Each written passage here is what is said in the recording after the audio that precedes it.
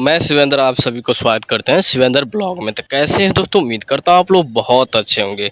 दोस्तों आप लोग आज सुने होंगे एक गाना खेसारी लाल यादव का कि चली छठ घाट के किनारे। काफ़ी गजब का सॉन्ग है, आप लोग ढेर सारा प्यार भी दिए। 7 बजे में आया था और 4 घंटे भी हो चुके हैं।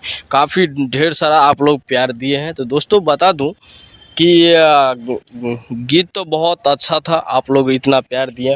और भाई लोग गीत गाए हैं खेसारी लाल यादव और साथ दिए हैं करिश्मा कक्कर ने। तो भाई लोग गीत लिखे हैं अभिषेक ठाकरे ने और संगीत से सजा है मोनू अलवेला ने।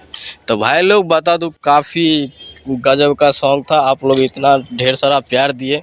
तो दोस्तों आप लोगों को तहे दिल से धन्यवाद। और दोस्तों ऐसे ही आप लोग ढेर सारा प्यार देते रहिएगा और चलते हैं अगले वीडियो मिलेंगे फिर से। तो दोस्तों आप लोग वीडियो फुल वॉच कीजिए, चलते हैं अगले वीडियो मिलेंगे फिर से।